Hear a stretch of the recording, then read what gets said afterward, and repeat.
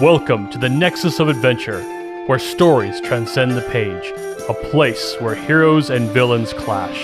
This is Break, Battle, and Roll.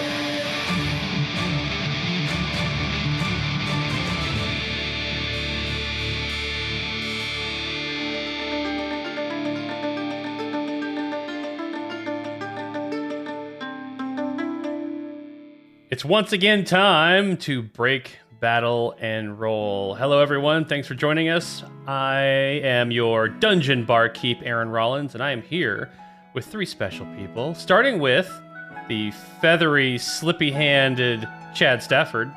Well, me, maybe not so much. I do not have feathers, but Timothy certainly is covered in them. But depending on his emotional state of being, he may or may not have less of them. Okay, well, how about the bellowing voice of Janelle Wilkie? Oh, hi, it's me, Janelle Wilkie. Wait, no, it's Flowerkraut. It's just Flowerkraut. And I was so confused when you said the slippery hands of Chad, because I'm just like, are we talking about the hash browns again? Just my hands are so the slippery. Oily McDonald's hash browns. I shouldn't have had McDonald's hash browns. I'm so slippery. I keep dropping my water cup. Oh, no. Oh, God, there it is. It's on my keyboard. But I do see my good friend over there. Oh, yeah. And waiting speaking for his of, turn. Speaking of people not being other people, how about Dustin Bleshmidt? Yeah, Dustin Bleshmidt over here. I am your dungeon barkeeper. Oh. Because I play Sherman Jeopard. Awesome. Well, welcome back, guys, to Archipeldia. On our last break, battle, and roll, with the swarming flays behind them, Timothy, Flowerkraut, and Sherman ride inland from Jokon's farm. Having the old farmer's body lying in the back of the wagon, the trio sit through general silence as they make their way towards Wallock. After only a short ride, however, they come upon a river crossing outfitted with a rope and pulley ferry system. Oh, no, I'm pretty sure it was... No, Little it did was we know. a pulley system and snakes. Several snakes. All Slippery connected by snakes. snakes. Little did we know, this would be the greatest foe we ever encountered. No one is there to facilitate the crossing, though, as most everyone on Praxil has already left for the Harvest Festival. I'm fairly certain they're dead. It's a dangerous system. No one's successfully crossed this ferry ever. All right, the ferry is situated on the other side of the river, and the three heroes have to think fast as to how they can get it back to where the wagon is and hurry before the approaching pestilence catches up with them. Flowerkraut makes additional use of her new powers and slowly motors across the water using shape water. Whee! She and Sherman attempt to heave the vessel towards the wagon when Sherman jogs the pulley and dislodges the rope. Timothy quickly hops up the post and attempts to fix the contraption, and after a few slippery feathered hand mishaps, he gets it back into working order. Sherman loads the wagon onto the ferry, where his warlock and bard friends begin the process of reversing the pull to move him across. He catches sight, however, of someone standing atop the water just down the river, and recognizes her as to be the hag with seaweed for hair. She points up, seemingly commanding a flay to buzz in and land on one of the parallel ropes. Sherman instinctively throws a javelin at the creature, wounding it. However, the insect snaps the rope before flying away. The ferry shifts, being only tethered by the remaining link, and Sherman loses his balance, falling into the river. Flowerkraut and Timothy are able to pull free the vessel to the other side as the wet dogfolk paladin pulls himself out of the water and makes his way back to Flowerkraut. With no help from Jive Horse. I was about to say, we're missing one jive horse from the narrative. True. Timothy then expertly shimmies across the only remaining rope, and the three of them once again continue to Wallock with no knowledge as to how close the swarm is behind them. Upon arriving in town around dusk, the Harvest Festival is already in full swing. Everything quiets down as they pull Jokon's wagon into the plaza, where Flowerkraut stands up, using thaumaturgy, and bellows out a warning to the townfolk of the impending pestilence approaching.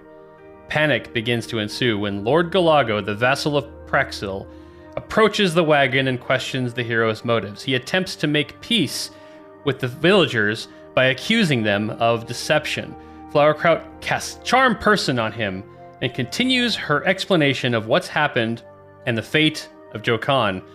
Galago immediately becomes more agreeable, and calls for Amelia, a young and seemingly inexperienced priestess of Miram, to assess the situation. As night falls over Wallock, she attempts to complete the ritual of renewal via offering Praxil's fruit at the plaza's fountain. When it doesn't work, she looks up and realizes that Archipeladia's prime star is missing from the sky. Panic further ensues among the people as they realize the truth in Flowerkraut's words. A voice breaks the commotion with a hooded figure carrying a large staff entering the plaza. "You idiots truly have learned nothing." After pulling her hood down, Flowerkraut recognizes the older woman to be Lily, the girl whom gave her the mortar and pestle all those years ago, seeing how different these humans age compared to herself. Lily confronts Flowerkraut on being both chosen by her patron and now sent by the prophetess Miram. She confirms the presence of fey creatures on Praxil and the danger they will soon bring. Amelia suggests to the trio that if their words are true, to try to complete the ritual themselves. Timothy, Flowerkraut, and Sherman partake of the ambrosia offering, and the magical blessing of protection restores. Everyone is relieved, save Lily, who magically spies the surrounding area. "I wouldn't be so sure. It worked. But the magic only extends to the edge of this town. The island is still threatened. The Fae are still here." And that is where we are now. Lily's words were fairly quiet, so only you and Galago and Amelia could hear them. Everyone else in the town plaza seems to be relatively somewhat relieved. Some of them are jumping for joy. Sherman, you actually hear someone in the background being like, "Yeah, I knew Pal would come through." Aww. That's right. Thank you, random citizen. Aw, Sherman needed a win. I really needed that. I give Sherman a pat on the back and a good scritch. You look over at Amelia, and she's like looking at Lily with just this disbelief that everything seemed to go fine. So, and yet she has no reason to not believe what Lily just said. So you see the young priestess runs back over to the fountain, and she begins to start an enchantment. She starts saying words of magic and waving her hands around, and you can see she's trying to weave a spell, but nothing happens. No magic come off of her fingers, no magic comes out of her voice, and she sits there stunned.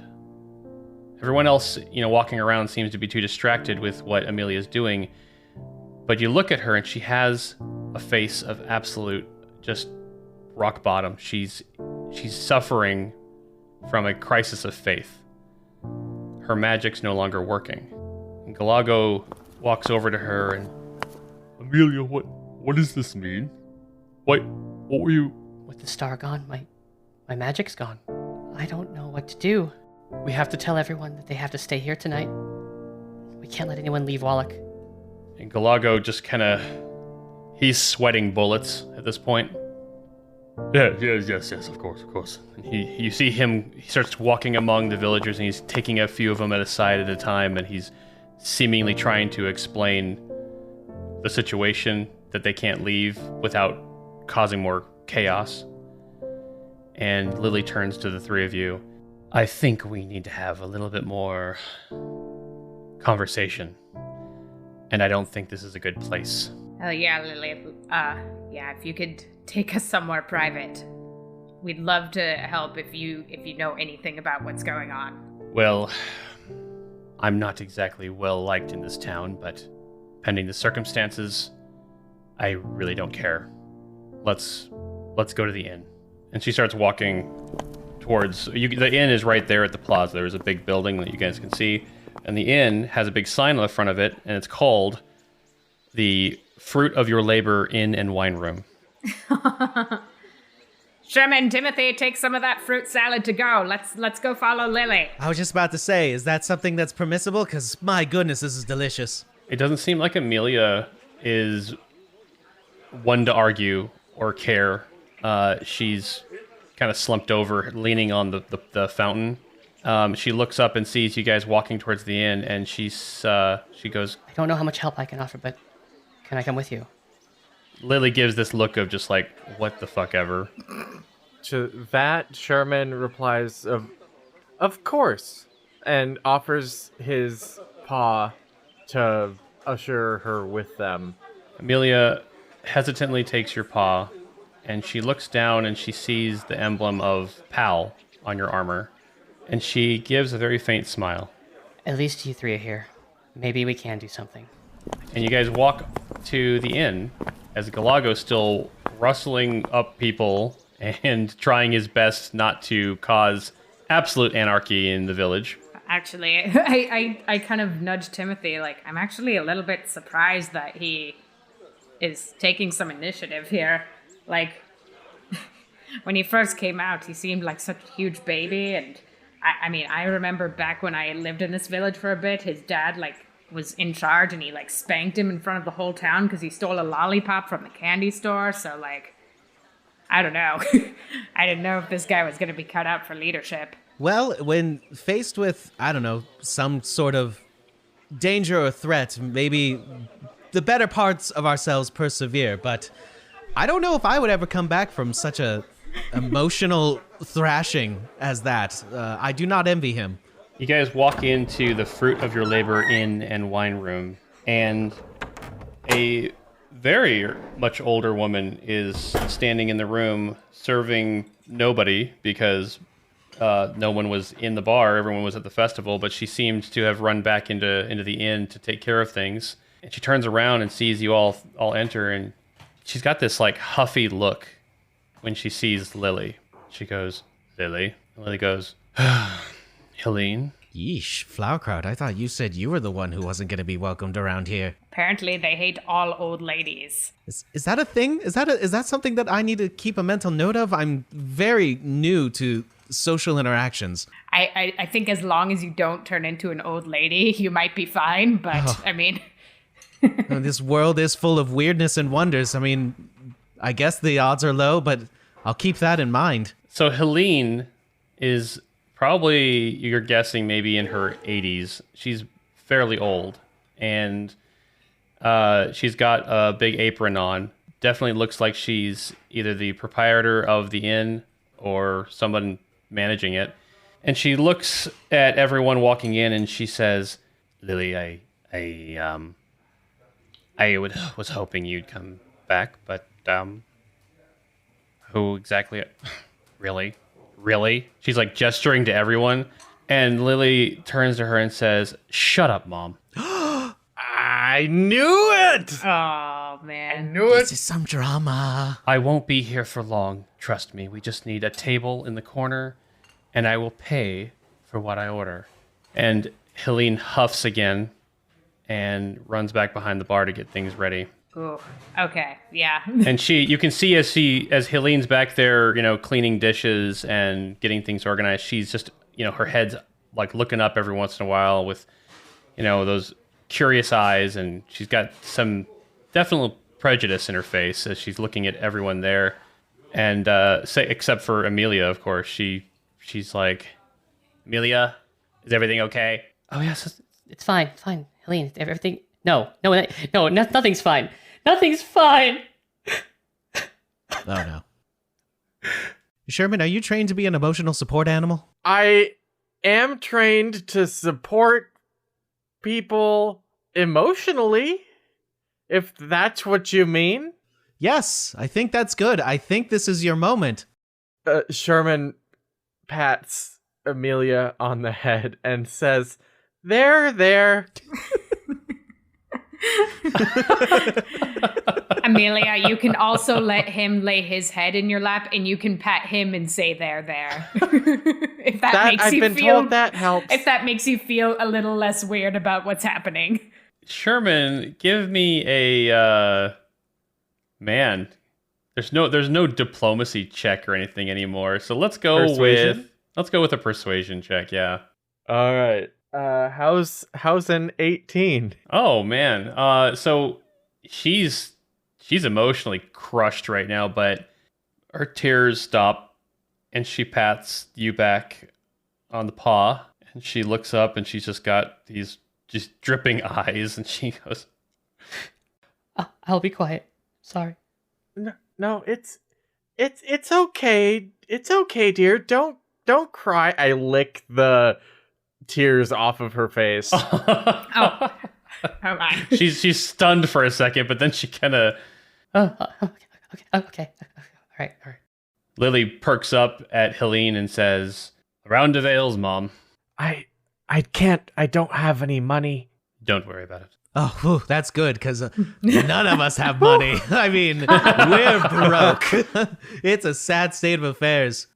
Timothy, why are you like sweating over your feathers? Oh, I too am crying. I'm so emotional. It's been a long day, and I don't like seeing other people upset, and it's making me upset. Anyways, how's this fruit, man? This is some good stuff. Sherman feels like something is off, but can't quite remember exactly what.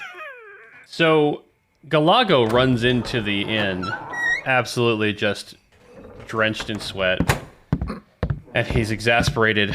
He turns and sees you guys. You're the only one sitting at a table in the inn, and he Okay. I think this is all under control, but I have another question. What is she doing here? and he points at Lily. You know you're not welcome here. Everyone is welcome here, sir. This is a safe place for all. Not her. She is a Fae sympathizer. That's who she is. And the Fae are our natural enemy. I don't know anything about a Fade synthesizer, but I assure you she's here of good merit. Lily laughs. Flowerkraut, I don't know what's juicier. This fruit or this hot drama that's unfolding in front of our eyes. Lily chuckles at Galago and says, "You don't know anything about the Fae, you pompous old wart. She did not. You don't really know how Praxil even got to the way it is today, do you?" And he just stands there kind of stunned, not really sure what to respond with. Lily turns to Amelia. "Amelia, could you please go fetch your stellarium?" And Amelia looks confused. Yeah. I'll be right back. And she gets up and she walks out as Helene arrives with the drinks and she starts placing them in front of you guys. And then she stands there with her arms crossed until Lily pulls out 5 silver pieces and drops them in front of her. Galago is kind of like slowly inching towards the table. There's only 5 seats. And so he pulls a chair from a different table and sits down right behind where Amelia was sitting. Oh, he's pulling the chair so slowly. It's as if he wants the sound to be just the worst. Lily looks at the 3 of you and says, "I'm about to give everyone here a history lesson, so..." Do it quick. He still hasn't sitting down yet. He's still pulling the chair. Still pulling it. Galago, sit down. You need to listen to this too. Nope, still pulling it. You can see that he's struggling. Why did he pick the chair that was from across the room? There's so many closer by. So dramatic. Oh my god, can I use thaumaturgy to frickin' drag the chair? Is that one of the things it can do? I can open and shut doors and stuff. Yeah, sure. You nudge the chair along and it kind of falls out of his hand and he like runs up and grabs the chair and he keeps sliding it closer and closer.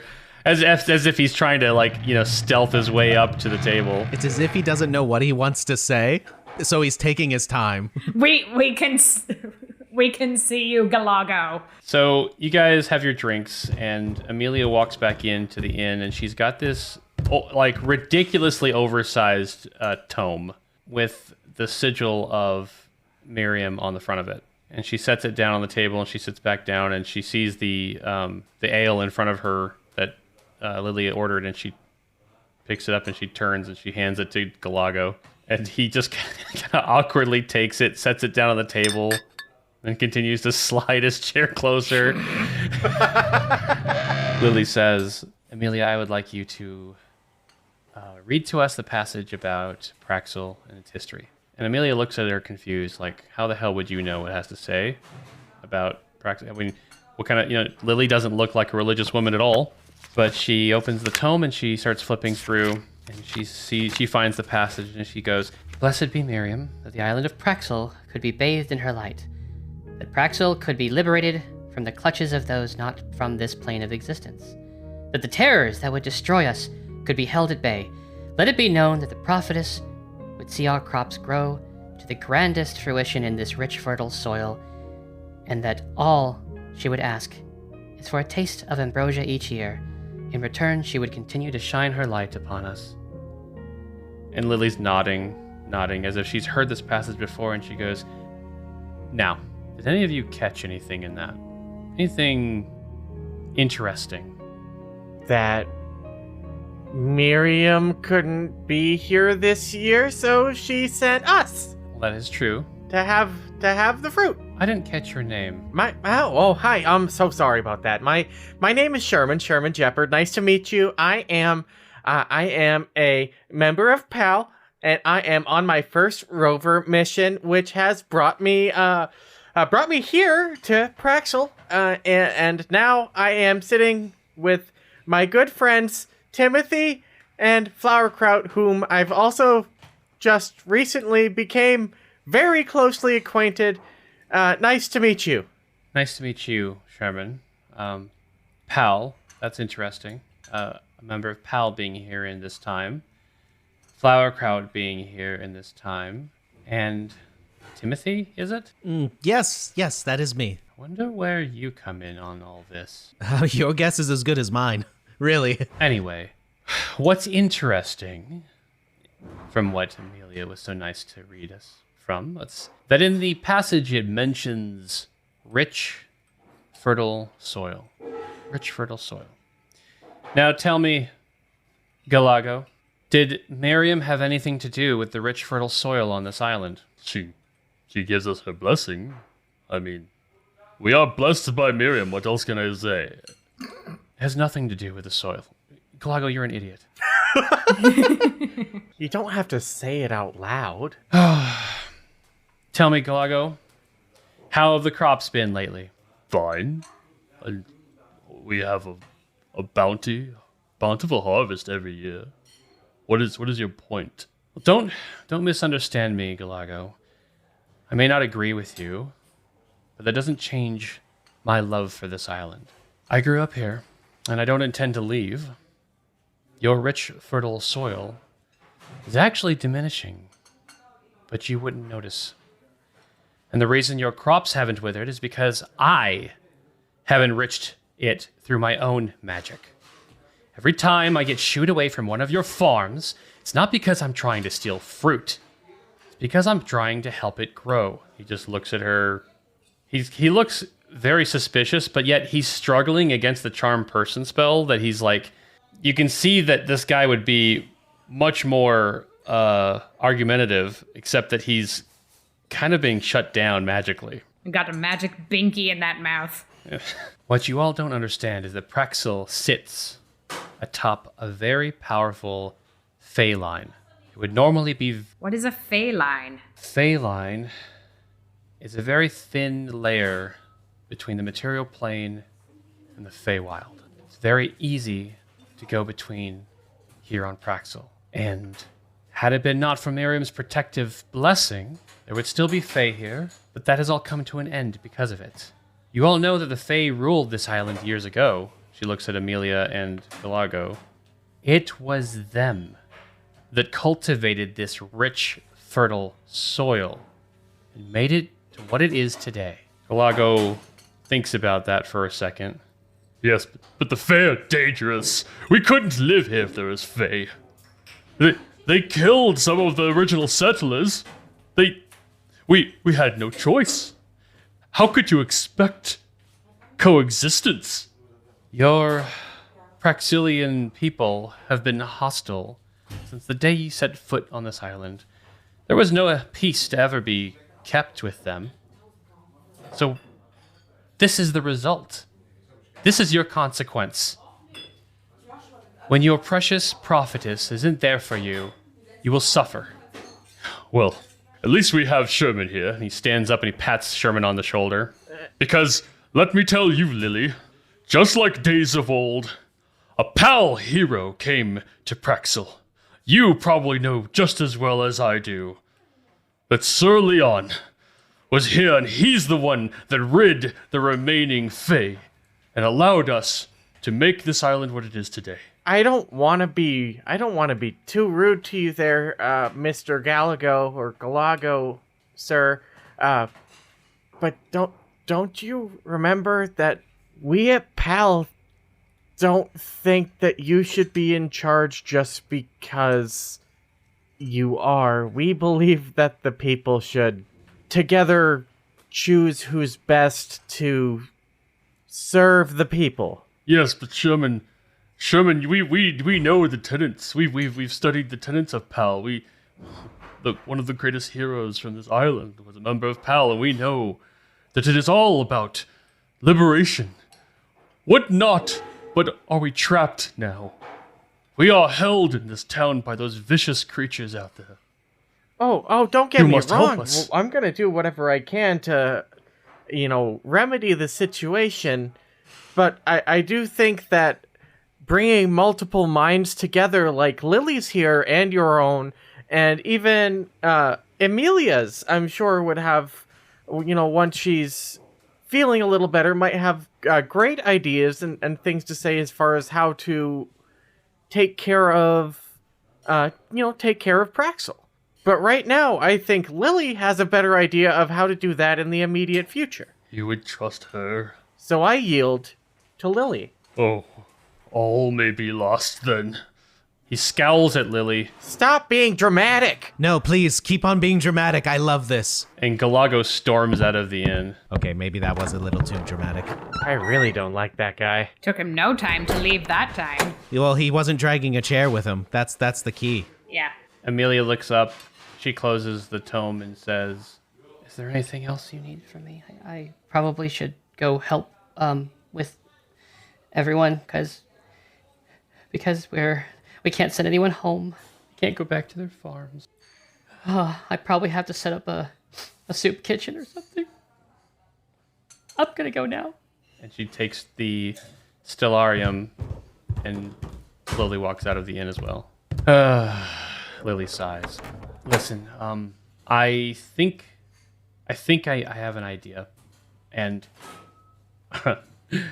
as much as I don't want to give him credit, Galago just reminded me of this Sir Leon, whom they seem to worship along with their prophetess. But I think we should make sure we secure some rooms here tonight. I think that this shield around the town is probably going to hold out for at least long enough.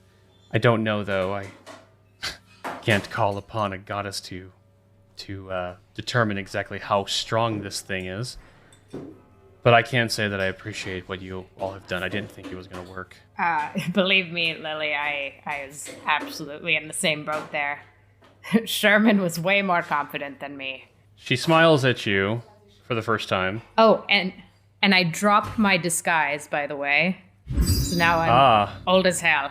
She smiles at you. She sees you drop your disguise, and she just kind of nods. Oh, she got dry again. She's the only one of us that's not sweaty. That's why. I think I need some more ale to wet my whistle. I take a few gulps. She says she'll be right back, and Lily stands up and she goes over to talk to Helene, who, as you look up and watch her walk away, Helene's got this look of like confusion and horror when she sees you now that you've changed, your disguise has dropped, and Lily's just waving her hands in front of her like, hello, over here, snap out of it. And then you see them having a quiet conversation over by the bar. I waggle my fingers a little bit at Helene before Lily pulls her away. Hi. So you're sitting there with your drinks. There's the other drink that wasn't touched over on the table that Galago just set down. And you can hear people shuffling around outside talking. There's a little bit of panic still. There's some anger outside. People are mad about what's going on. Like, it's so inconveniencing to them. And a couple people wander into the inn as well, looking for rooms to stay. But Lily's able to secure 2 rooms. She gets back to the table. She sits down. Is anyone going to drink that? Oh, please, take it. No, I don't have those drinks, So I have mine too, if you want. Oh, really? Oh, Yeah. she reaches over and grabs Sherman's drink, and she's got the drink. So she's got like 3 drinks in front of her. You seem like he can hold your liquor. So here's what I'm thinking. There once existed balance on this island, and it has almost been my wife. It has My only wife. my wife. It has almost been my life's work to figure that out, to discover how life was here before these people came in and started planting fruit in the ground.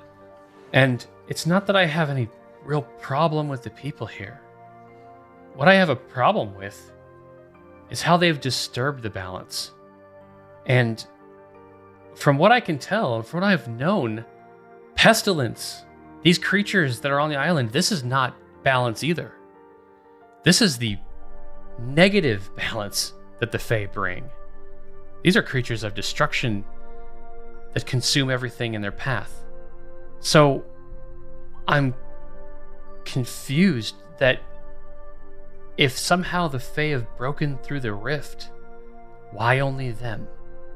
Now, Lily, so these people, they seem exactly the same as how they were like frickin' 40 years ago. What have you seen that they've done to destroy the balance on their end? It's not so much what these people have done recently. It's what they did when they first came here. It's this protective spell, this blessing that Miram gives them. It keeps the Fae away, and it leaves them to destroy the island. I mean, you couldn't tell that the island's beautiful, but they're tapping all of the resources out of this. I've been able to sustain it, but every time I come into this town and I start talking about the balance and how the creatures of the Fae actually provide good things, I'm shunned. And I'm everything but banned from here. I only come by every once in a while to pick up a few things that I need. So it's not much different than it was like for you, Flowerkraut, all those years ago. Yeah, what happened to you, Lily? You were a part of the community. I mean, you reached out to me, and I'm very grateful for your kindness, but why do they ostracize you? Some call me touched. And these people don't have a whole lot of leniency for that. And what do you mean by touched? I've been to the Feywild. I've talked with Fey creatures. It's not exactly a safe place, but I have found my way. And I feel like it's my responsibility to bring the truth back to my home. But now they call me a Fey sympathizer, and they tell me that I'm full of deception, and I have no recourse but to help them from the shadows. I don't know. I just can't bring myself to leave this place. I understand.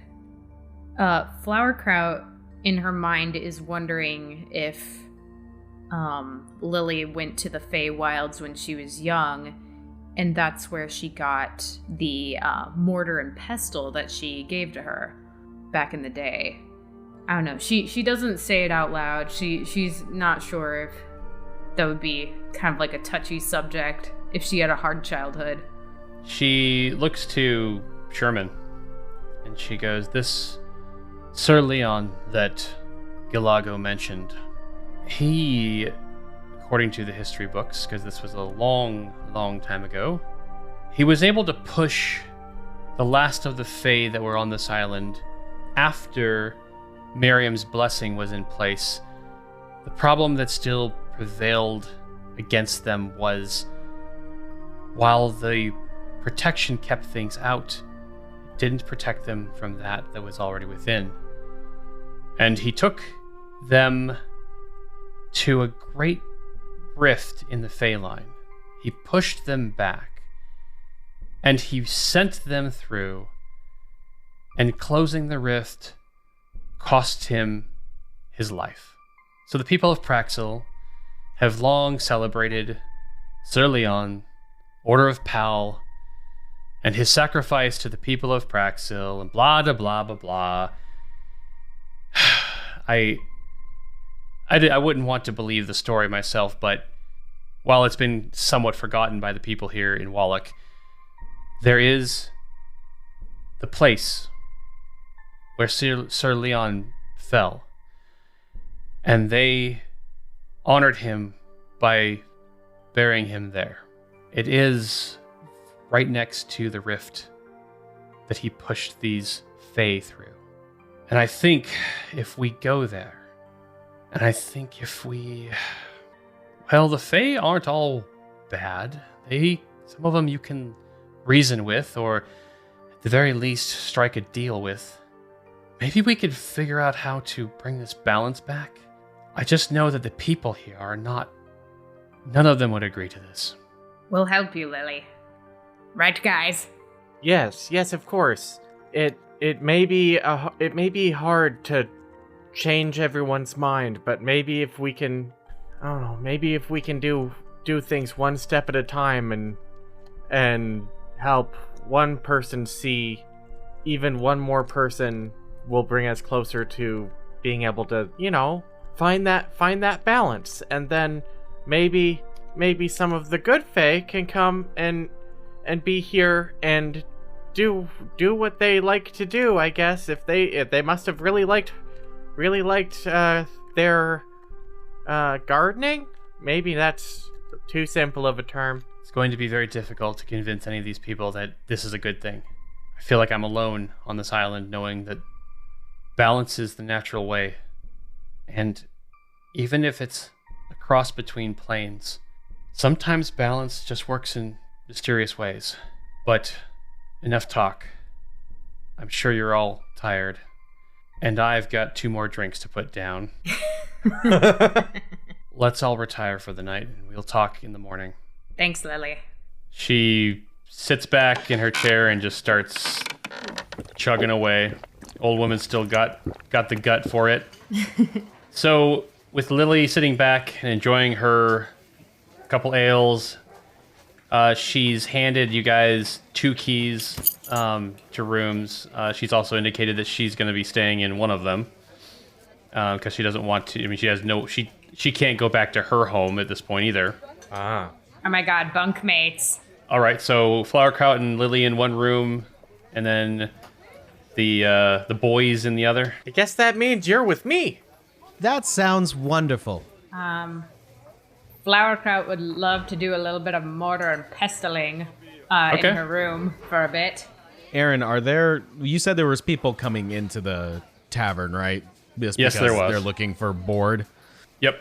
I'm wondering, is there a place that would be well enough to do a little playing of the lute?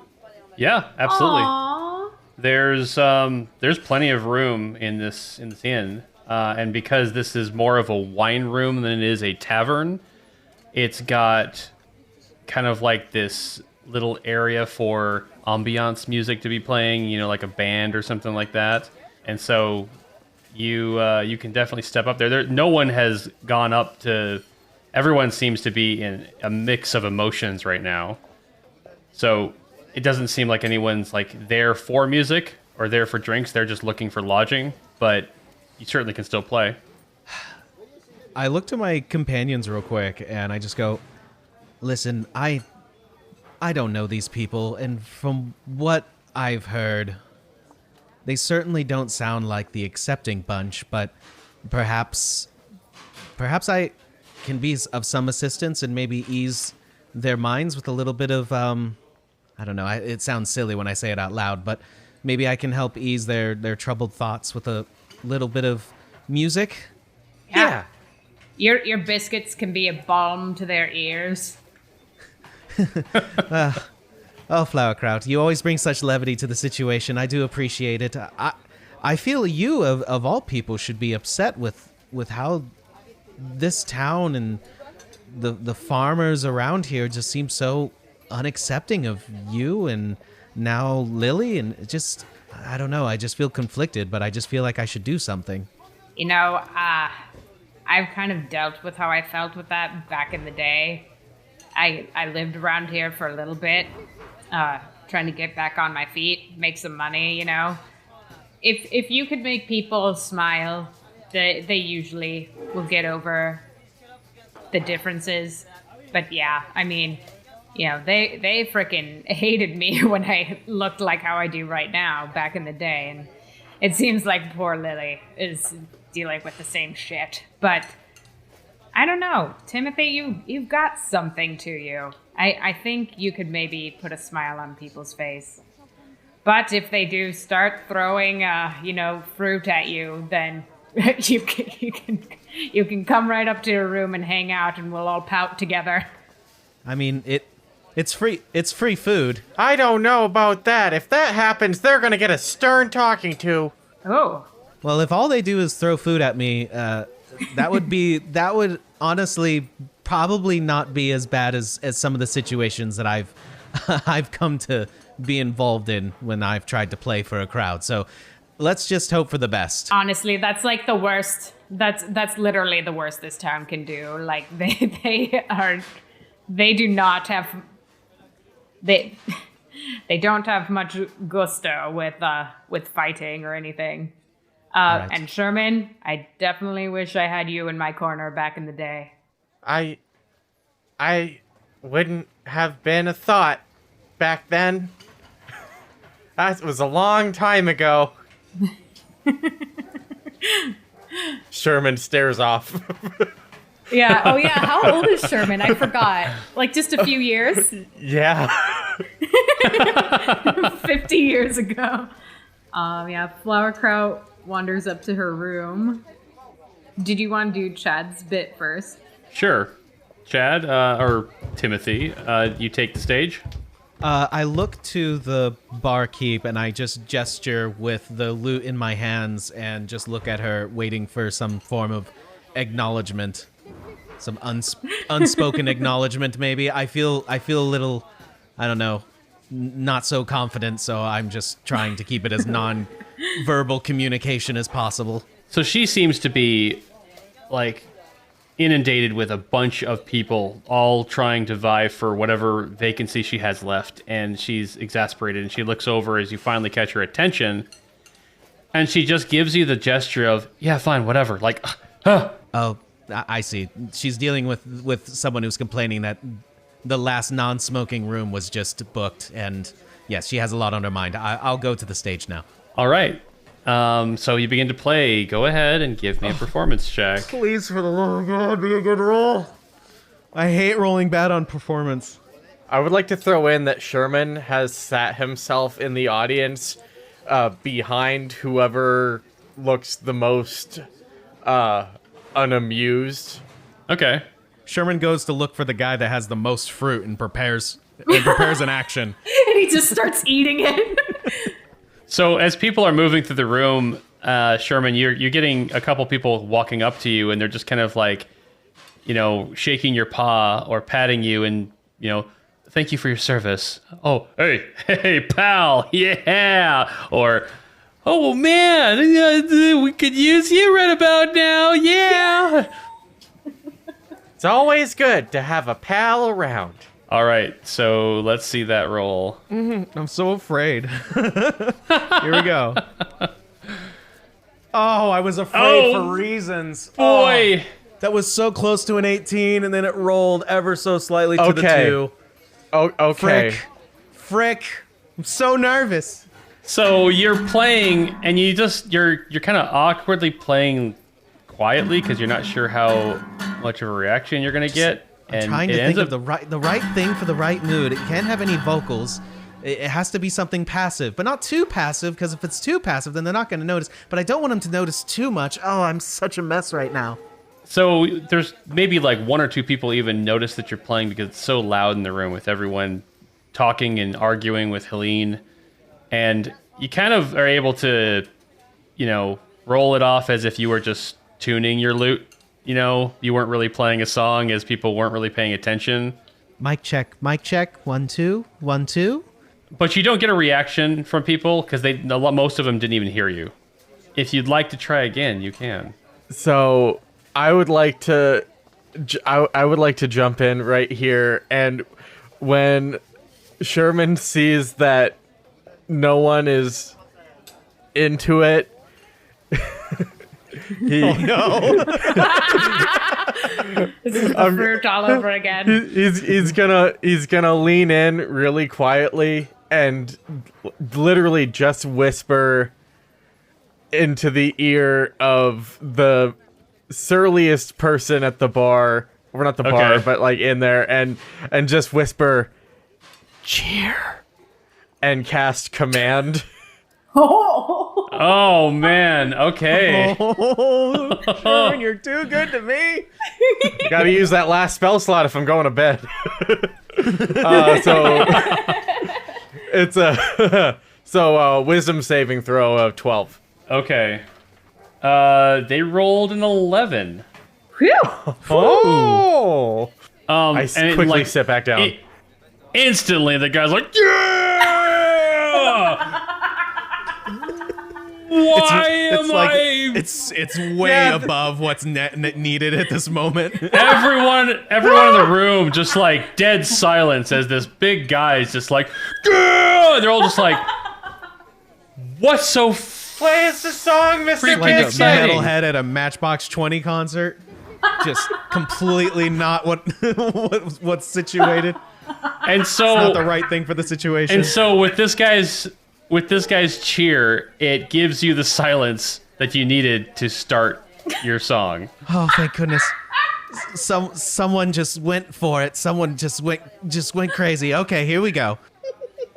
It's a Nice. 15. I'll take it. I'll take the 15. That's still not great for my +6 of performance, but I'm gonna take it. All right, a 15. You go right into song. And what kind of song are you singing? I decided not to do anything with a vocal performance just because I know that it's just going to get washed out by what people are the volume of people. So this is just going to be a song to fit a more calming mood. I'm trying to strike a particular calming tune just to, I don't know, help drown out perhaps some of the commotion that's going about in the winery. Okay, well, with that, you start playing, and everyone was looking at this surly guy, and then they all turn to you, and they start listening to the song. And Timothy, you had heard the music being played at the Harvest Festival when you guys had arrived. You weren't really thinking too hard about it, but because of you being a Kenku, it was already writing itself in your brain.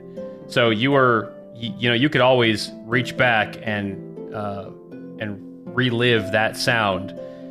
And what you're playing is way better than what they were pulling off. With these normal town folk trying to play their rustic instruments, and you're playing this immaculate lute, and a lot of them are just like, wait, was he with them? Did he come? What? And you start hearing these people like, chatting amongst each other, and a lot of them aren't even talking. They're just staring in amazement at your music. And all of a sudden, order kind of comes to the inn as people start to be a little bit more polite about barging up to the bar to talk to Helene. Some people take a chair and start listening to your music. You hear one guy's like, you know what? I don't care if it's the end of the world. Give me a drink. And people are generally enjoying it. You don't see a whole lot of smiles, but more intrigue.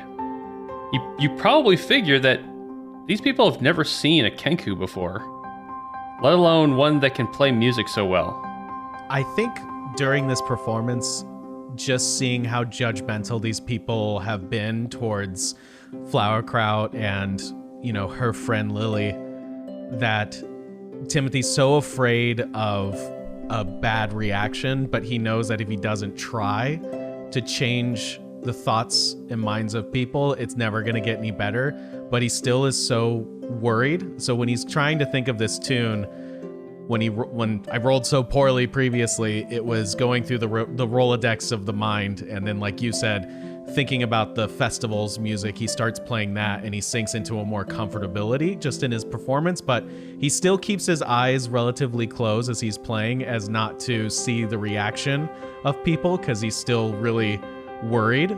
But as the night goes on and the song continues, I think that he would open his eyes at some point and just see that while isn't sending the positive smiles that he was hoping for, it's at least making the room's atmosphere a more orderly one, and for now that's good enough for him. So as you sing, or as you play, and you don't really open your eyes till later, but it seemingly is a strange tradition here in Wallock that the people, being all farmers of different assortments of fruit, they start bringing in their different fruit and they start placing it basically in a tip jar in front of you. And almost as if fruit is some kind of currency here. And I mean, they certainly still, you can only assume because of Lily paying for the drinks with silver, still take real money, but it's almost as if this is some sort of way that they complement each other. And so you have an assortment, you have a freaking cornucopia in front of you when you finally open your eyes and finish the song. And you've got this enthralled audience. There's still definitely some people moving amongst, to try and get to the bar, but people have kind of spilled in from the street too when they heard you playing. I almost imagine Timothy like peeks his eye open when he sees a person with like a handful of fruit, and he's like, oh no. Here it comes. They foretold this was going to happen. So, Flowerkraut, let's go back up to where you're with the mortar and pestle. What would you like to do? All right. I still have a little bit of that moiki fruit left and some of the flowers. Flowerkraut takes her mortar and pestle and mashes up some of the flowers and the moiki fruit, and she asks kind of directly to her patron, "Is this where you're from? Will I see you if I come to the Fey Wilds?" You feel that familiar message scrawling across your nostrils, and it says, Likely not, Flower, for I cannot travel that close to the material plane. But you should stay close to Lily, for she is touched, and her dreams are not just dreams. and that's all you get. All right. Cool. Yeah, I was definitely planning on sticking close to Lily. And Flowerkraut definitely feels a little bit bad that Lily might have gotten accused of stealing fruit back in the day, because Flowerkraut definitely did that. And might have given old, haggard, like Fey-looking women a bad image. But yeah, let's see. Are we doing a full rest? And if so, how many potions can I make in a full rest? So you can make one potion per rest. Okay. And yeah, you guys are getting a long rest, so everything will refresh. Oh, thank goodness. So what kind of potion do you want to make? I'll say that Flowerkraut has nailed being able to make her like healing paste that she can. So you can definitely make what essentially is a healing potion without any kind of trouble. If you try to make something new, you're definitely going to need the right kind of ingredients, and then we'll have you roll a nature check. So it'll be a nature check, and we'll see how if you can pull it off or not. Cool. All right. For this rest, I think Flowerkraut would like to make a delicious healing paste. All right. So she mashes up one of her sea urchins that she has in her bag, and a little bit of dried fish, and for some fun flavor, a little bit more moiki fruit. All right. It's a sweet, healing paste. Delicious. Okay, cool. You definitely can make a healing potion. So add that to your equipment, your inventory. Sherman and Timothy, do you guys do anything else before retiring for the night? Well, for Sherman, I think that I am going to stay up long enough for everyone else to file out and Timothy to be done, so that way I can tell him what a good job he did before we go upstairs. You guys finish up. All of the townfolk get accommodations, whether it's there at the inn or Galago's outside trying to get, something set up, whether it's, tarps for people to sleep under if there's no room in any of the buildings there.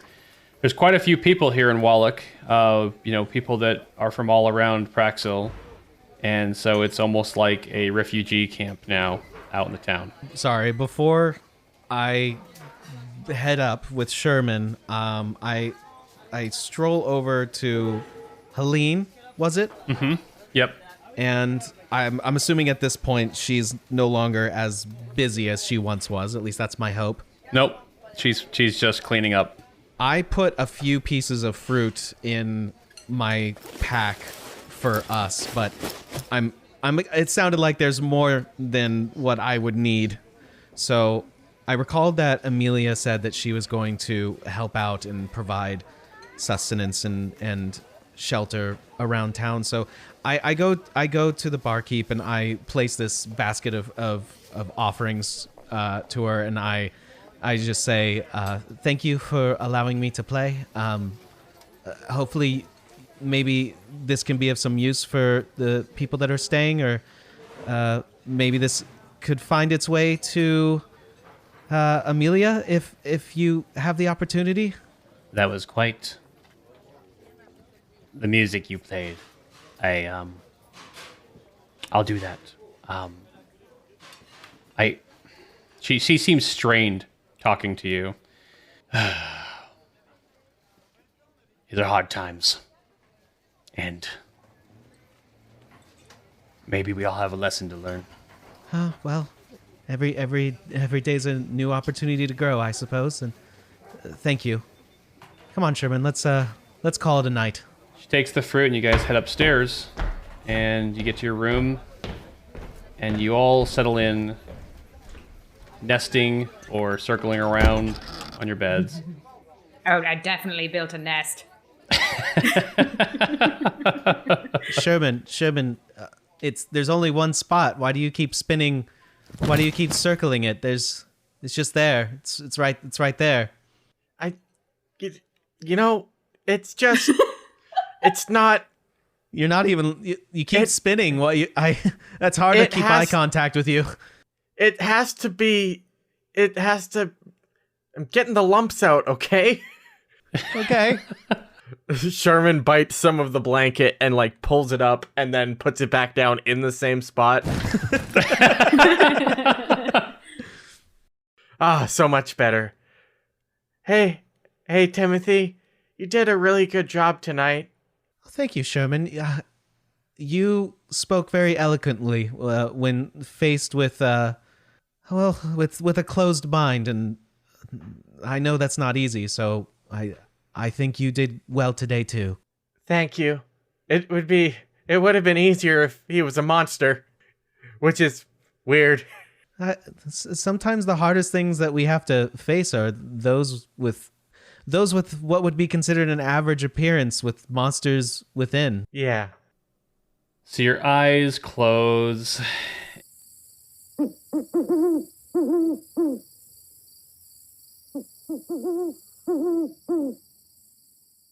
You wake up in the morning, you gather their things,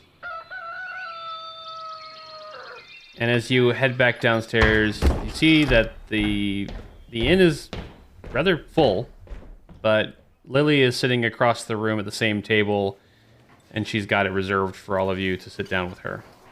You walk past the door and you see outside there's just droves of people leaning up against buildings, sitting under makeshift shelters. They all look pretty depressed. pretty worried as to what the next thing is supposed to happen. You all sit down with Lily, and she says, "So we need to get out of here, but that might be a problem. There's creatures everywhere outside of town, and now that everyone has seen what we're dealing with, the situation's getting worse." Oh, yeah, that... For someone who's not ready for that, that could come as quite a shock. I better, yeah. Oh. Are you saying that the town is now completely surrounded outside the bubble? For the most part, yes. Oh my goodness. I don't know if these things sleep. Well, they hate ropes. That much we do know. Oh, do they? Yeah, for some reason. It's very weird. They just, I guess, don't like modes of transportation that are rope-based. Well, I've got a rope. Maybe we can just swing our ropes around as we walk out of town. I love how interested Lily was in that piece of information. How much have you dealt with these? We've dealt with them a little bit when we were at Joe Khan's place. Timothy did something to the smaller swarms that they did not like, and the bigger ones, well, they cut down like a normal beast. So yeah, but we only fought a handful of them. I can't imagine going up against an entire... Oh yeah, there's no way we could take down this horde ourselves. It's like an army out there. Well, I have some aid in getting us there. I will be able to magically assist us in that matter. We just need to figure out where to leave town from. So I thought after we were prepared here, we should go scout out to the edge of town. But let's start with this. And Lily holds her hand out as a fist, and then she magically begins to wave her other hand over it, and she opens up her hand, and you see like these little vines growing out of her palm, and they all start to sprout little berries. Peek, peek, peek, peek, peek, peek, peek. And she holds her hand out, and she's like, "Go ahead and take, I don't know, 3 each." Never had a handberry before. Flowerkraut takes a few. These are called good berries. Are we having those now? No, don't eat them. Don't eat them. These will... Well, you know what? Go ahead and eat one now. But then save the other 2. Okay. So you each got 3. She pops 1 in her mouth, the only one that she pulled off of the vine. You eat this good berry, and it's delicious, and... Oh, wow. You feel full. Oh, that shouldn't happen. What is this feeling? This is weird. Do either one of you feel as though I just can't seem to put my finger on it? It's my stomach is distended. That's weird, right? You feel as though you almost can't eat something, even if you wanted to? I didn't know that was possible. What is this? Is anybody else getting some really bad gas? I mean, not you, Flowerkraut. We all know what you're packing. This is good ammo. Are you doing your own Eldritch Blast over there, Sherman? I feel like it would be rude to at the table, so I am trying not to.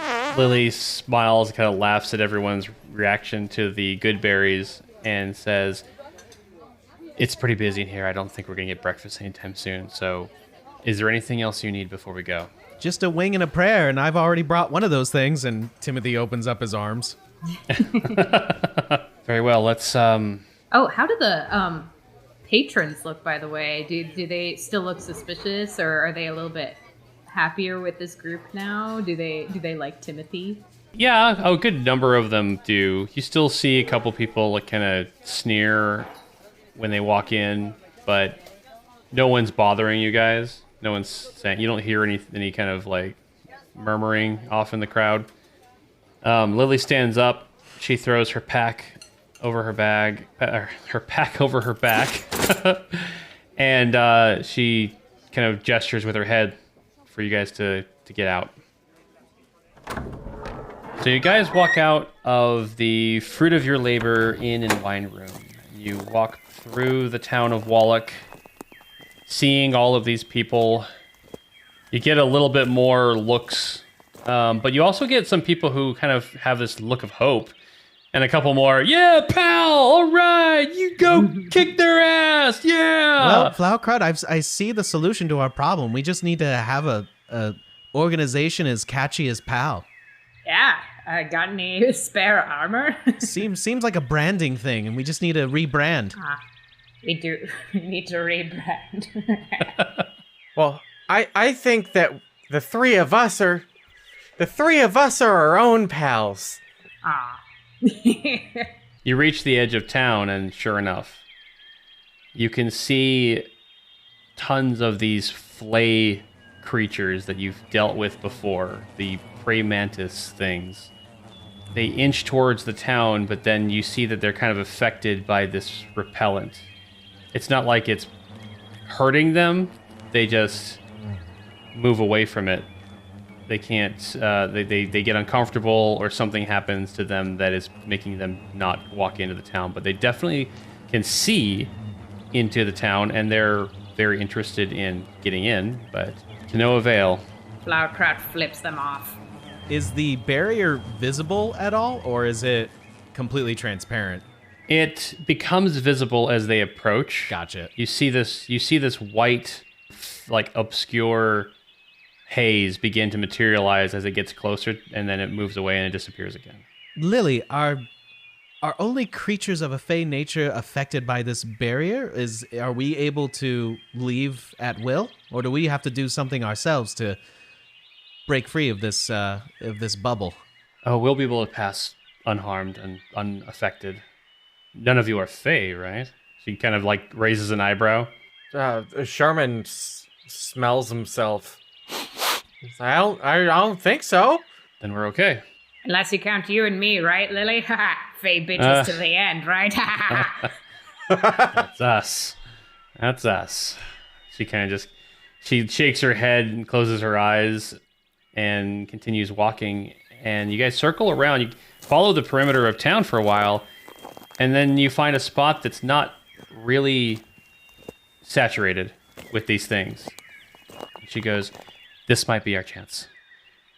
And she begins to wave her hands around and weave a spell into being, and she almost throws this magic over on top of you and herself. And this mystical cloak materializes over in the air, and it falls on top of you guys and then disappears as she casts Pass Without Trace on all four of you. Oh. So she moves and she kind of gestures for you guys to stay close and walks outside of what would be the edge of this protective magic barrier. And she gets real low, and you guys start to kind of like dodge between high grass and rocks. Everyone now needs to roll a stealth check. And yeah, Sherman, you still have disadvantage, but you do have the +10. Yeah. So we just roll regular stealth? Regular stealth, and then you're going to add 10 to it because it's Pass Without Trace. So that'll be a 32 for Timothy. 32 for Timothy. Oh my gosh, I think Timothy flew away. Stealthy. Timothy flew away. I got a 9, so 19. 19 for Flowerkraut. Come back, Timothy. Timothy, we need you. Just disappears. Sherman, I'm right here. I imagine that Timothy's like on Sherman's back, and Sherman's turning back and forth, and I'm right here, he whispers in his ear. I found your blind spot. All right, I'm gonna roll here. The lower of those two with the Pass Without Trace is gonna be a 21. Okay, perfect. And Lily rolled a 20. So she kind of crouches down, like, "Oh, these old bones." I know what you mean, girl. Bones. Where? Sherman, there are no bones. Timothy's just become a voice. He's not physical anymore. And you guys sneak out away from Wallock, and you start weaving through grass and trees to keep away from these things.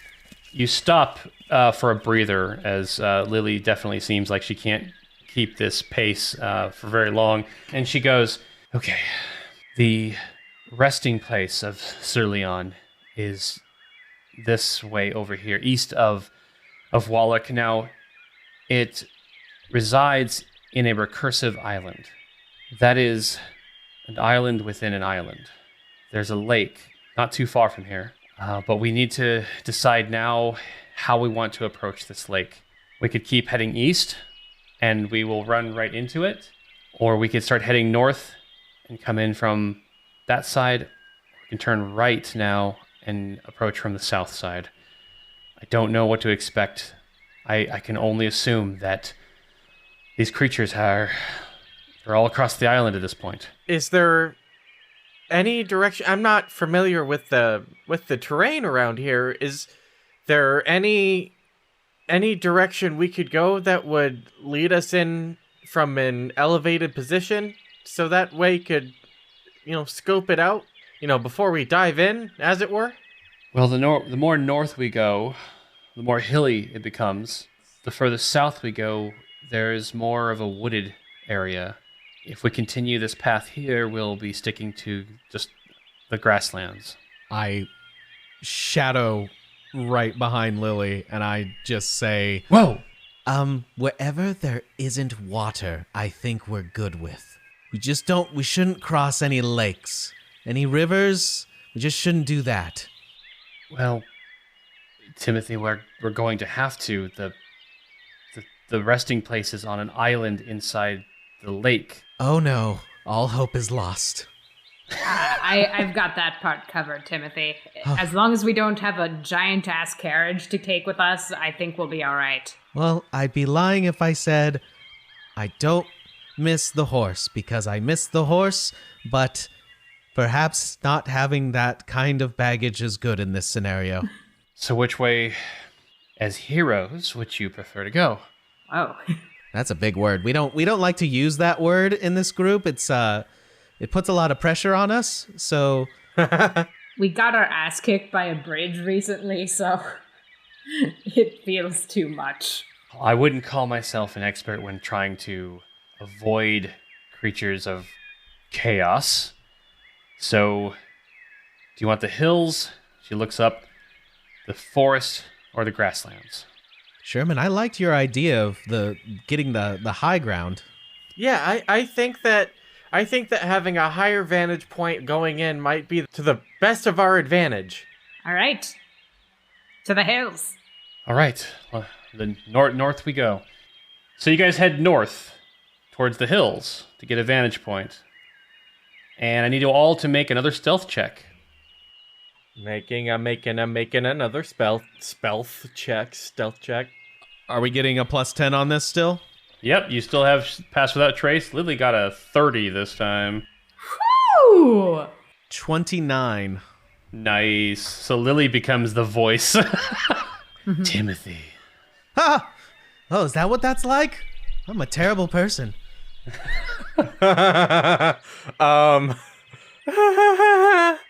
Sherman, you're making a lot of noise back there, bud. Yeah, it's this chainmail gets so itchy. Sherman, what did you get? A 14. Oh, 14. Okay. And so we got a 19, 14. And what was Flowerkraut's? I'm sorry. I got 20. 20. Oh, nice. You're creeping along pretty well. And a twig gets stuck in Sherman's chainmail vest or his shirt. Uh-oh. No, it's a stick. He's trying to get the stick. And you pull it out, but it like pulls the roots out of whatever was just attached to it. Rocks and dirt kind of get pulled up with the roots and go clinking around. And you hear chitter chatter. And then silence. Can I minor illusion like a frickin' weasel that came from our direction that just skitters off? You can. Well, minor illusion will create a static illusion. It doesn't create animation. Oh, god dang it. So you guys, everyone hears this that's in the group. Lily turns around and she's got wide eyes, and you guys all hunker down for a second. And then something flies overhead. and the second it flies overhead, you hear, No! and then you hear scurrying up from the hill that you guys were just kind of ascending. Everyone, it's time to break battle and roll initiative. Damn it!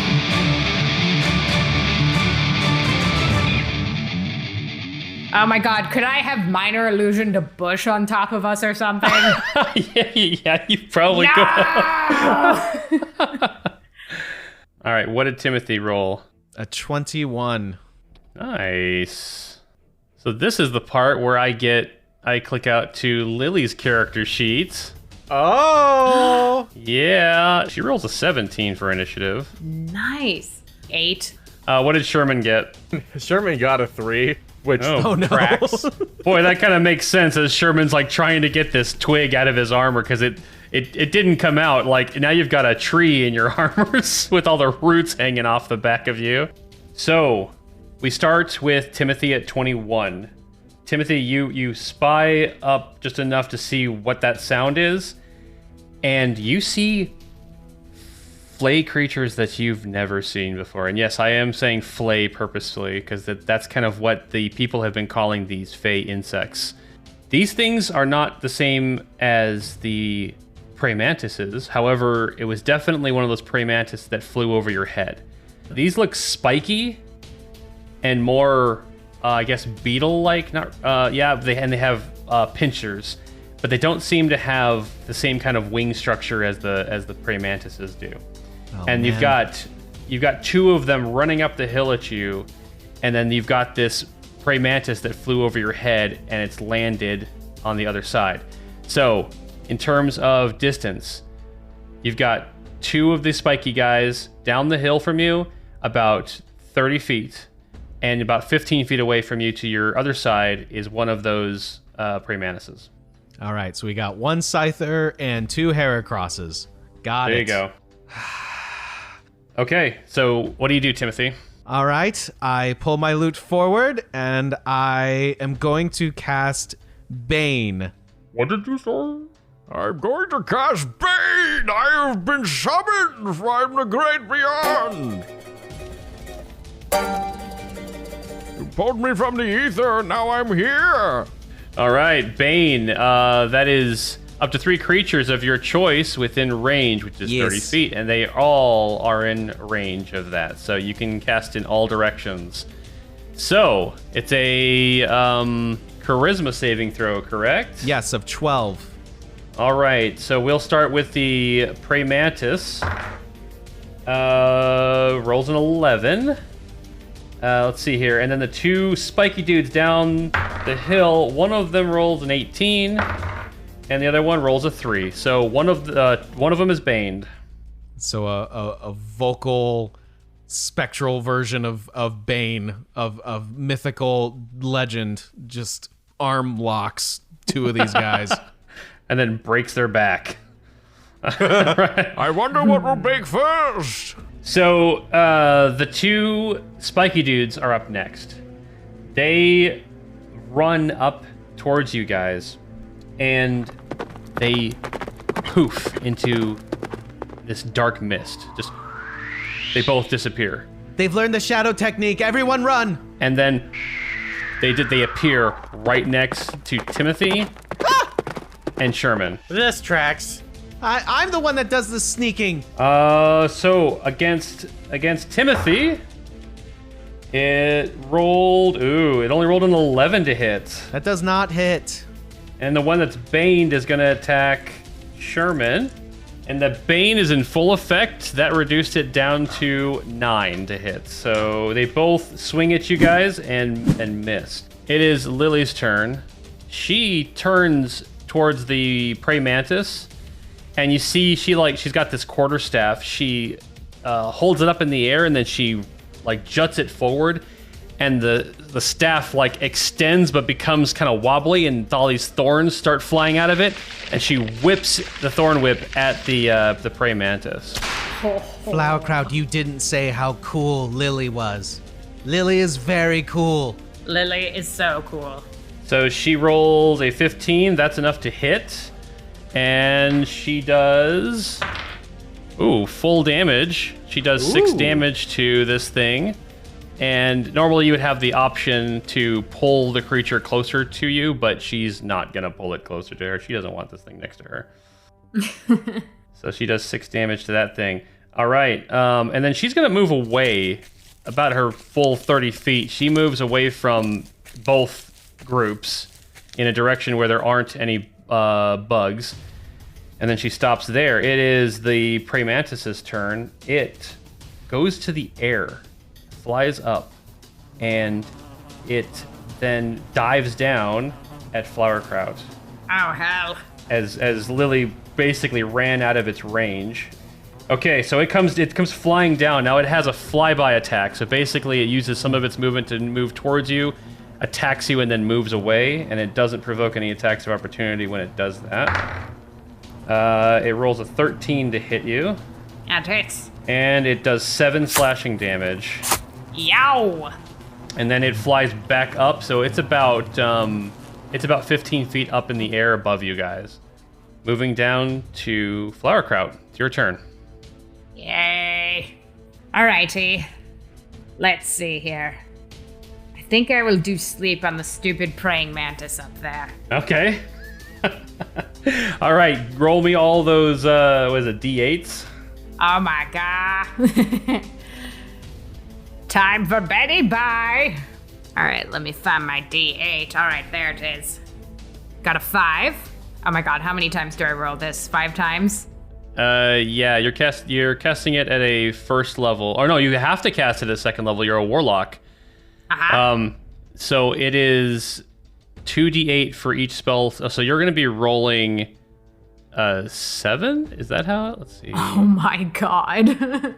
Yeah, you're rolling 7 d8s. 39. 39? Wow. Oh my gosh. This thing just... Falls out of the sky. Oh yeah, give it some frickin' crashing down to the ground damage. As it hits the ground, you hear Lily off in the distance, 30 feet away, go, I guess they do sleep.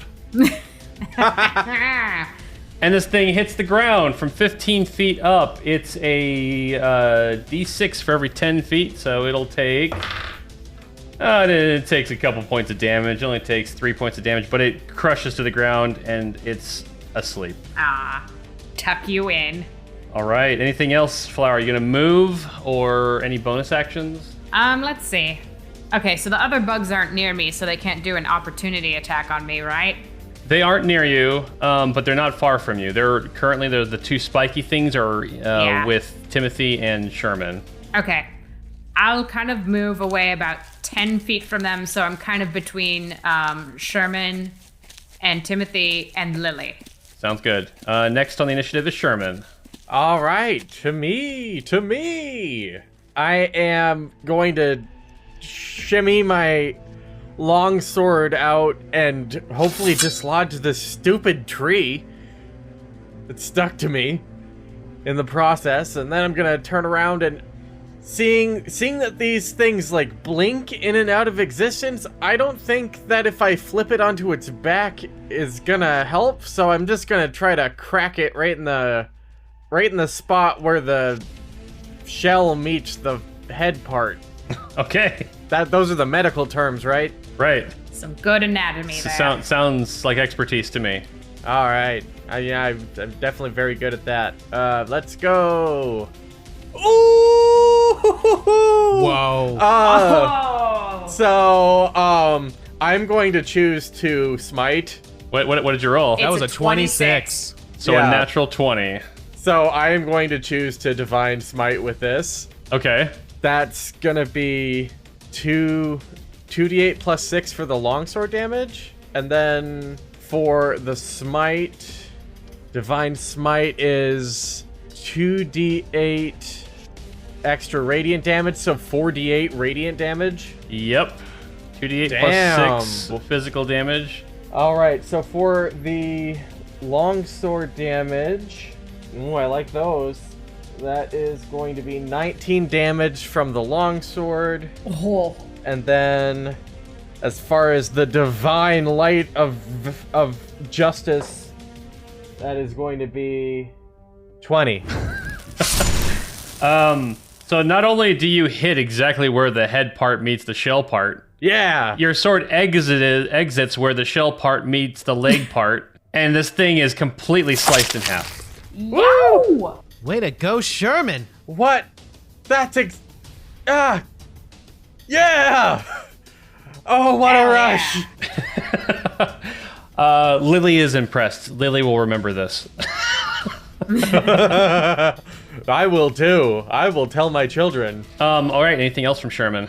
Any other bonus actions or movement? Any other bonus actions or movement? Yeah! I'm gonna close the distance and basically kind of double team at the one that was attacking Timothy, Okay, just to kind of flank it on the other side there. sounds good. Go back to the top of the round with Timothy's turn. All right. I am going to swap out my loot for my rapier, and I am going to attack the one closest to me. All right, Timothy, the spot's right there! That's a 15 to hit. that will hit. All right. Rolling damage. Ooh, that's a 10. Ooh. That's not bad for me. That's actually the best I can do. That's max damage with that rapier. That is sticking him with the pointy end. All right.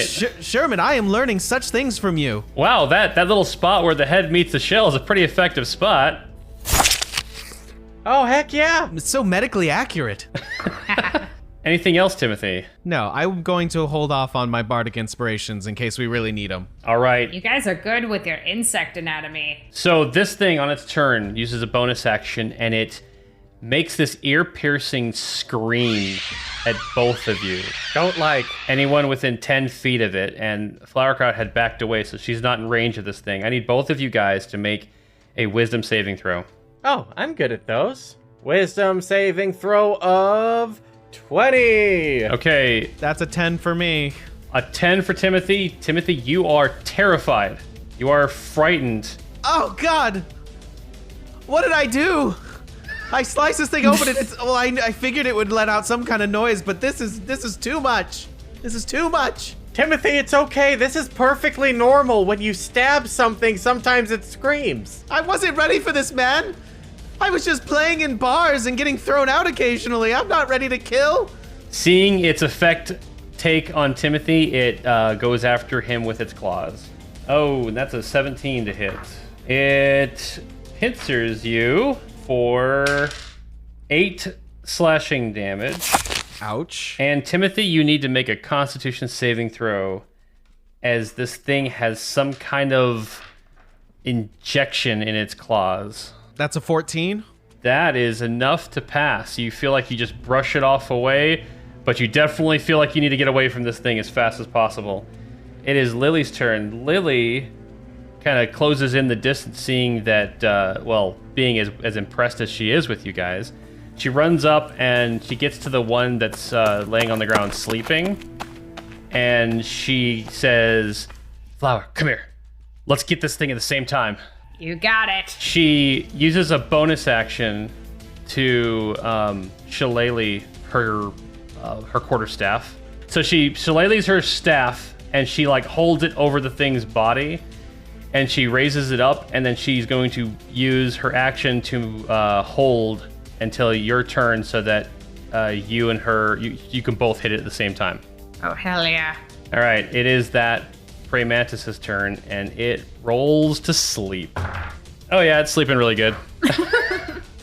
Having any good dreams? Roll for good dreams. Roll for good dreams. Oh, they're shit dreams. It just had a dream where it got knocked out of the sky by some old lady. I got my bug spray out, bitch. Flowerkraut, it is your turn now. Okay, cool. All right, everybody, plug your nose this time. Lily's like, wait, what? All right, give me... Okay, well, here's the thing. A little rules bit here. Because it's sleeping, it's technically prone. And anything that you attack that's prone, when you're attacking it from range, you would have disadvantage on your attack because it's kind of hard to hit. So What the hell? if you do shoot a elderly blast, you're going to have disadvantage on the attack. Otherwise, you can run up and do something else to it. Okay, well, I'm gonna try it anyway. Okay. Alright, you stupid idiot. Flowerkraut just sits on it and lets loose. Yeah, just like wee. She kind of floats up in the air a little bit. Blows a hole clear through its thorax. I do a nice deep squat near it, just like about 2 feet away. You know, I would allow that if you're gonna run up to it and it's because it's unconscious and it's not going to react to you running up to it, you could attack at point blank range and you wouldn't get disadvantage. Normally, hell yeah. normally if a creature was active and you tried to cast a spell at point blank range, you'd also get disadvantage. But because this thing's unconscious, actually, because it is unconscious, it gives advantage, so it kind of cancels each other out. So give me a normal roll for Elderly Blast. All right, I'll give you a normie roll. Okay, so I got a 15, and then I get +5 because I'm so charismatic when I fart. So yeah, 20.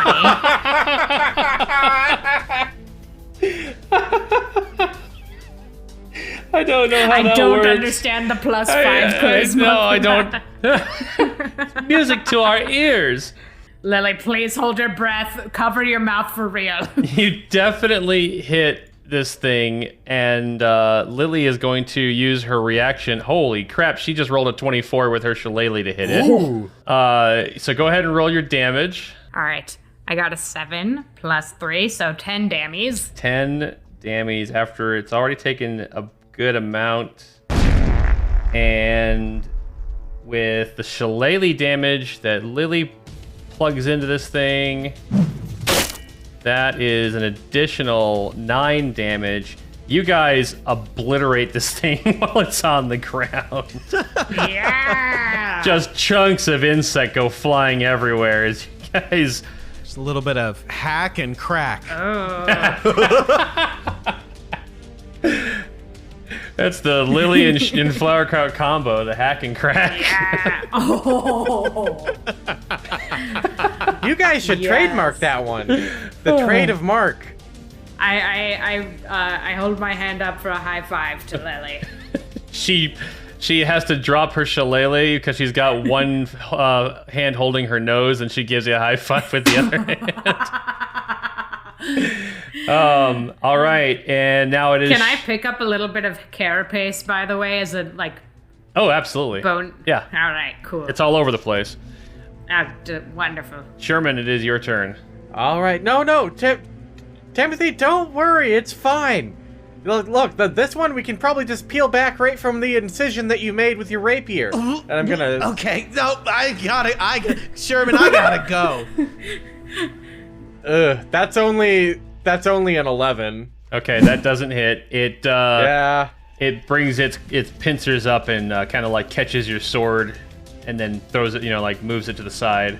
Yeah. All right, so I will shimmy around to get in between it and Timothy and be like, don't worry, buddy, I'll hold it off from here. You go have a self-care moment. Okay, it is back to Timothy's turn. Technically, Timothy is still adjacent to this thing, but you are frightened, and you are frightened until the beginning of its turn. And its turn hasn't come yet, so the only thing you can do is to move as far away from it as you possibly can. I will abide by the rules and move away from it as far as I can. Okay, and as you head out, it takes a pinch at your butt. Even with Sherman in the way? Well, Sherman isn't able to get in between you and it because you're still adjacent. Okay. Is he able to disengage? He can't disengage while he's frightened. The only action he can okay. take is to dash, essentially. Gotcha. So it rolls an 18. It pinches you in the feathery butt.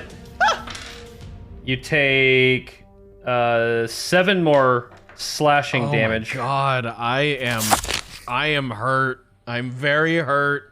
But you break away after it does that, and you move 60 feet away from it. Good luck, Sherman! And as if on cue, the fear ends because it is its turn.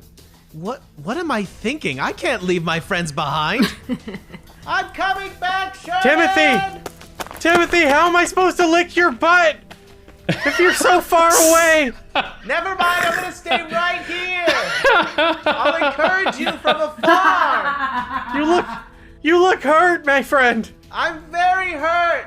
It doesn't like the fact that you weren't affected, so it screams again at you, Sherman. So make a wisdom saving throw. Whiz save. Suck on that. Nat 20 number 2. Oh. You are not afraid of this thing. I mean, considering you just like cut the last one in half with ease, you're not afraid of this thing. I put the tip of my sword in between its screamy mouth and I go, shh. You're placing it like a finger up on its mouth. I'm totally gonna draw this like a big sword, like and the bug with big shushed lips. All right. Well, it doesn't like that. It feels like you're being very rude, so it pinches you. It rolls a 23 to hit. That's gonna do it. Sherman, you take 9 slashing damage from this thing. Woo! This one bug has done more damage to us than anything else. And now you need to roll a Constitution saving throw. Constitution saving throw. We're gonna roll real high. That's a dirty 20. That's a nasty little 20 there you got. Mwah. Yeah, you definitely don't feel anything. It's this thing's not that scary. It stings a little bit, but yeah. All right. Now it is Lily's turn again. She sees that this thing is still up and that it's messing you guys up a little bit. It's scratching at you. So she runs over, and you know what? She sees that the pal who just cut one of these things in half is standing in front of it. So she's got a little bit more confidence. She runs up with her shillelagh, and she's gonna take a swing at it. And she rolls a 22 to hit. Ooh. Noise. She smacks this thing for 6 damage. And it is now Flowerkraut's turn. Oh yeah. All right, time for some more blasts. Lily's like, Okay. oh no, not again. Sherman looks at Lily. He's like, when I say jump, jump. I wink at Lily. I'm like, thanks for the berry. Okay. I got a 16 plus my 5 charisma, so 21. Definitely hit. Lily, jump. Jumping. Berry blast. Ugh. Okay, I only got a 3 plus a 3, so 6. 6 damage. So a glancing fart. Okay, this thing is still up, and it is Sherman's turn again. Oh, all right, perfect. Looks like you guys have loosened up the carapace enough for me to slide right in there with my sword, with both of your attacks. Thank you. I'm gonna go ahead and finish the fight. Finish the fight, Sherman. That's a 24 to hit. 24 to hit. Yeah. Yes, sir. And we are gonna be hitting for 8 dammies. 8 dammies. Oh, this thing is so hurt. It's just wobbling. on! The carapace is kind of hanging off, but it just needs that last little peel to completely remove it. Oh god, like a toenail that just is hanging on. Oh, yeah. Anything else, Sherman? I am going to be very, very stern when I say, you should go, bug. Someone else.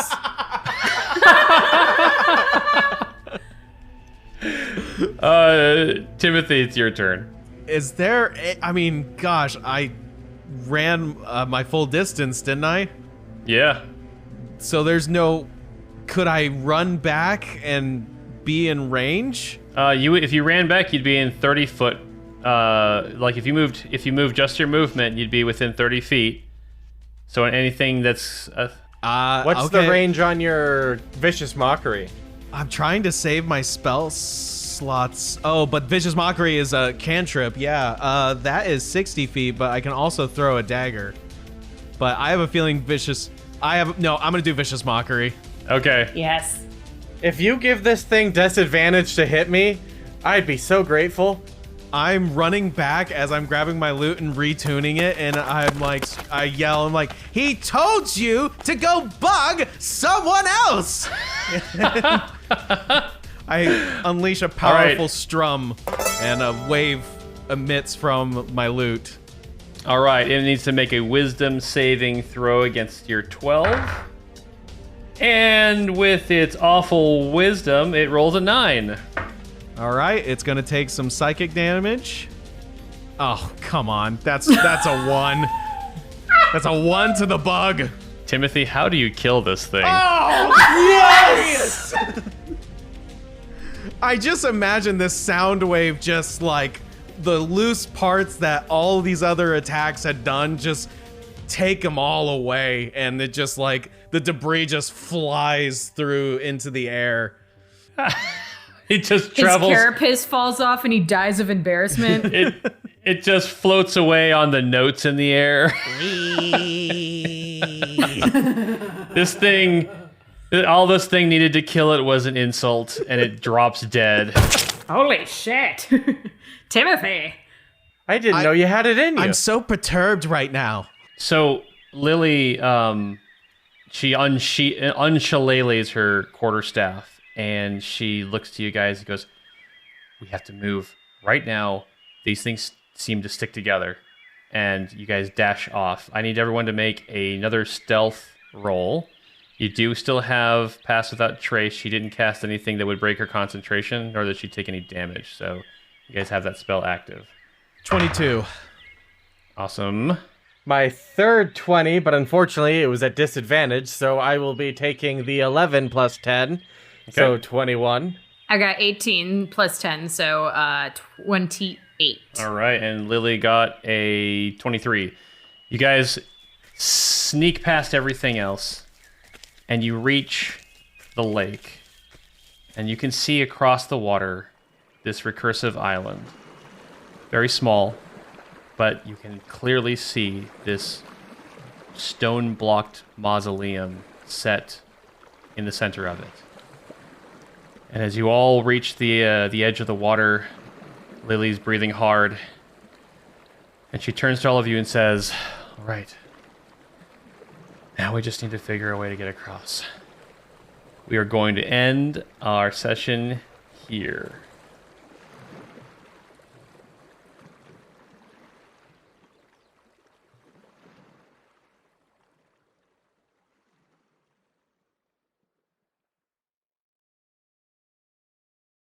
Winds with you, BB Army! Thank you for joining us for today's episode of Break Battle and Roll.